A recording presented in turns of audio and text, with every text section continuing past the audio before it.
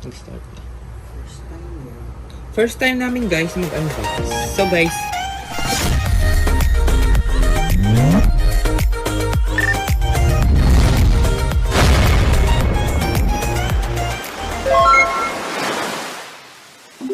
ito na siya guys. Oh my god, ang laki niya. Mas malaki siya kaysa dun sa nasa Alibago, nasa Ilagan. Pero same silang 11 kilograms ang capacity. And then, direct drive na rin siya. Almost kamukha sila actually. Mas compact lang yung nasa bahay sa Ilagan. So, yan. Opening it for the first time! Dali, closer look. Dito siya guys. May tape pa siya. Wow! For the go! Ayan, yung manual.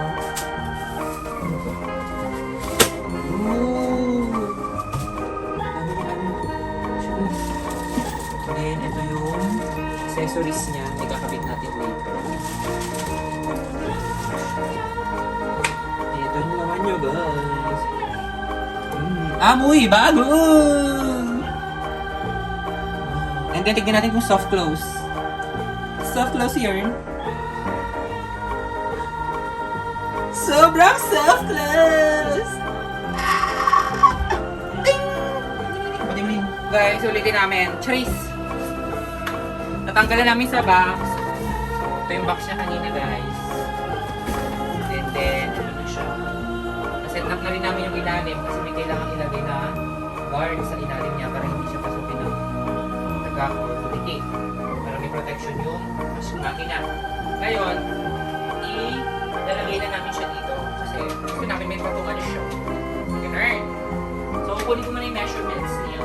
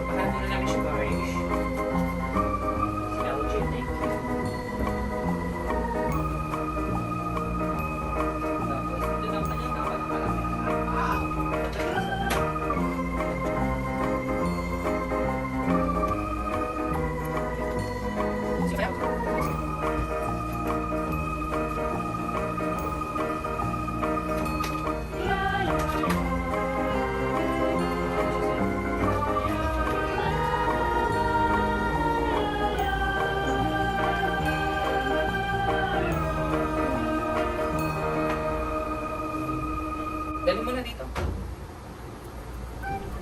Okay.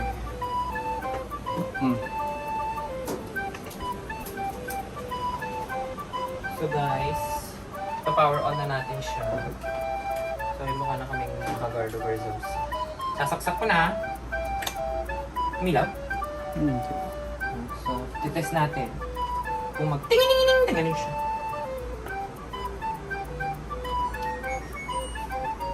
The sound of success. So, ito na siya.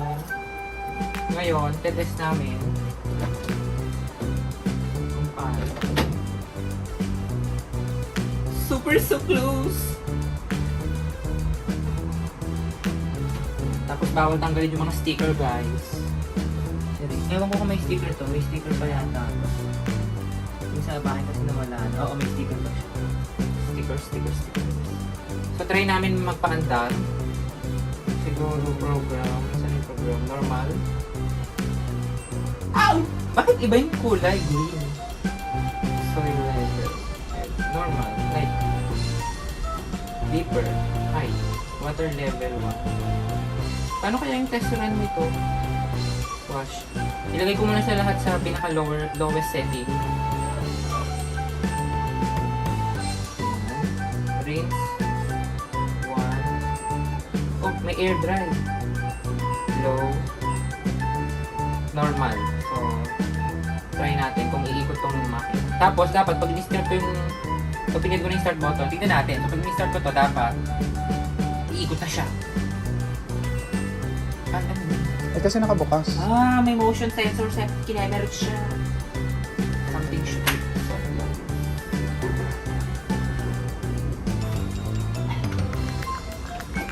Ayun. Eh, walang tubig.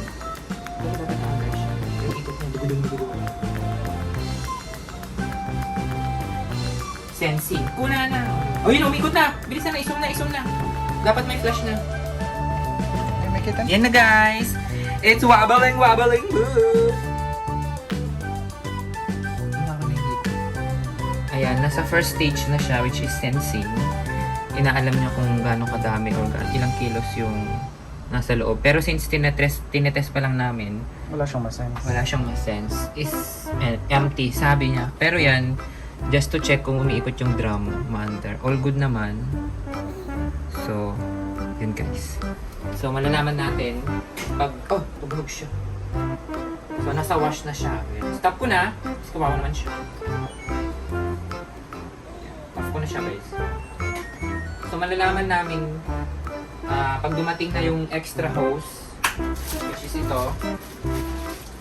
Nag-order na ako ng extra ganito, 5 meters. Tapos nag-order din ako ng extra ganito, another 5 meters kasi idudugtong namin siya. Kasi yung proximity ng washing machine to the toilet is malayo, hindi siya abot. Kaya i-try natin. Subukan kaya natin. Parang kaya guys, pero hindi itong problema. Hindi siya abot talaga sa water supply. Kahit ipilit natin. So yun, darating siguro siya bukas, malalaman namin bukas kung gumagana siya. So yun guys, this is the LG automatic washing machine, 11 kilograms, direct drive, and then may smart diagnosis na siya, which means pwede siyang i-connect sa smartphone, Android and Apple, and then this iOS, and then meron siyang 10-year warranty from LG, yung machine niya, and then smart inverter motor daw. Tapos isa lang ang kulay nito guys, ito ako ng gray, silver. So yun guys, see you to update namin kayo bukas pag naggamit namin siya. So, first laba. Sa first lab here sa unit. Ay hindi, first lab niya sa unit kasi ito, nagamit. Bye! Okay guys, so na-set up na natin. Dumating na yung mga kailangan nating accessories, mga extension hose nito, yung drain hose, saka yung supply water supply hose. So nandito na naikabit ko na-extend ko na rin. Ito na, pagdugtong ko na sila. And then ito yung binili kong 5 meters na water supply hose. So i-open ko na, lalagyan na namin ng laman. Let's go. Nasaksak ko na rin siya. So lagyan na muna natin siya ng mga labahan. Hose. So guys, ito, napuno na namin. So halfway lang, mga panbahay namin na damit muna. Yan. Tapos, ngayon lalagyan na natin siya na Ariel Power Gel. Ariel Power Gel. Ariel. Ang magandang advice sa mga ganitong washing machine guys is yung liquid detergent. Kaysa yung powder. Kasi kung powder yung gagamitin natin, mas mahihirapan yung machine na linisin yung sarili niya pag nagtatapwid. So ang ginawa ko, para hindi naman malapot yung detergent natin, dinilute ko na siya dito sa tapos. Saka ko na siya ilalagay dito. Iso mo here. Ayan guys, para tulungan natin siya ma-distribute yung detergent. Which is hindi naman kailangan. Wala! For the washer naman ito.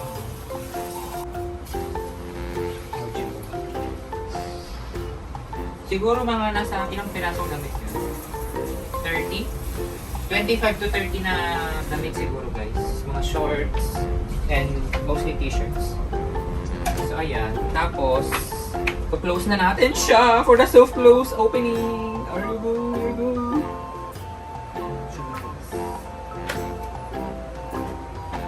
Ding! So open it, i-power on na natin. And then, mamimili na tayo ng soil level. Siguro normal lang. Hindi ba yan automatic na dito? Normal na nga. Ay, extra function. So, normal. Sige, turn natin itong normal. Wala, hindi siya nag-set off. Kasi kung meron, ayan o. Ayan. So, pag normal, ikaw magse-set. Pag wall, yun yung mga pre-selected. Ayun, may oras na siya. May oras na. Ito, ano tong normal na to? Pag pre-wash, which is hindi na natin kailangan natin diretso na. So, program 1, tapos normal, tayo magse-select.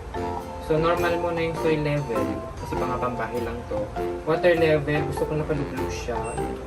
So, ilagay natin sa 8. Yung wash, siguro ilagay lang natin siya sa 15. Yan. And then, rinse.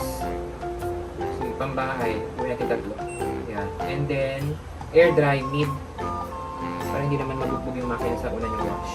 So, start na natin siya! Are you go? We're go! Ay, hindi ko pa na-open yung tubig. Sorry. Yan, naka-open na. So, sinesense na niya ngayon yung laman. Ayan, umiikot na yung drum! Nagda-drum and learn na siya sa loob, guys. Ayan. Kita niyo ba, P? Ayan, nagda-drum and learn siya sa loob. Hindi tuloy umiikot. Dapat makita natin siyang nagbubuhos na ng tubig. Ayan, umiikot na siya ulit. Tsaka maganda dito kay LG, guys. Malaki yung window niya para makita. Ayan na!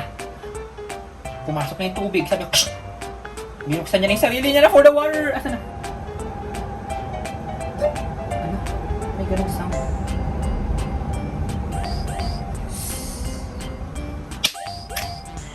Ayan na, guys. Nagpapasok na siya ng kanyang water. Water.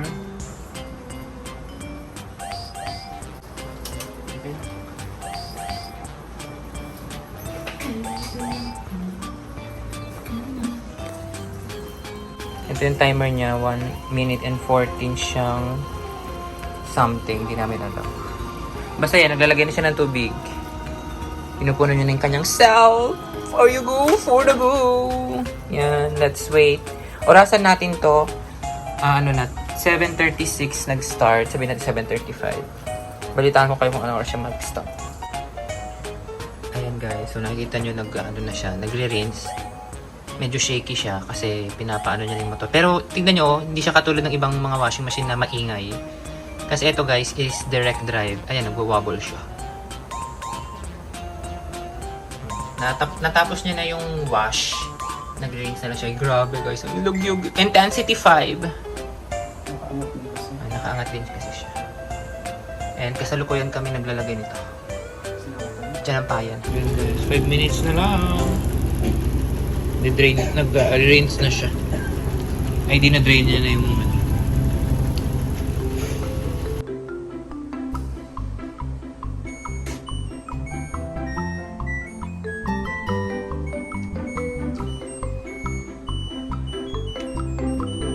Yes! Guys, bagong laban. Wow!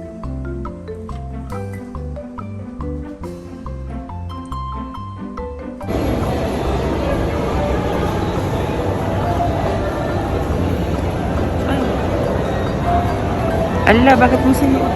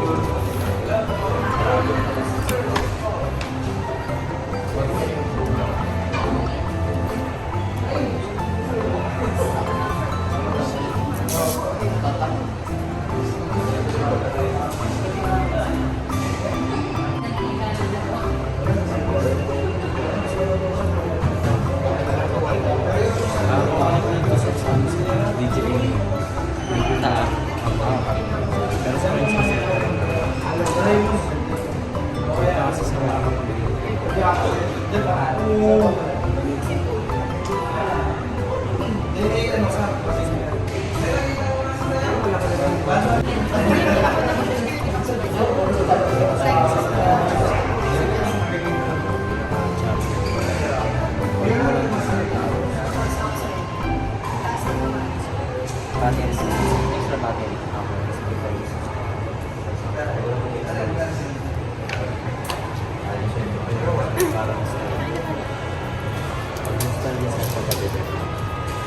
Okay, tama.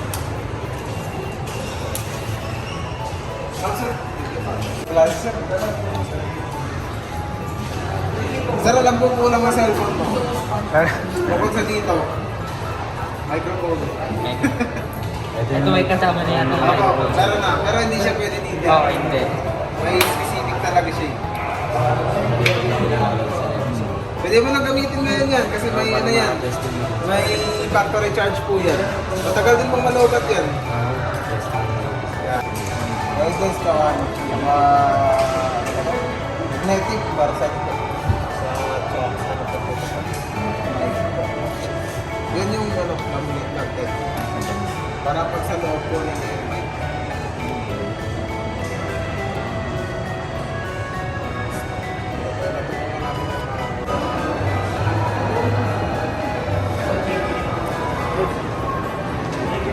Thank you po.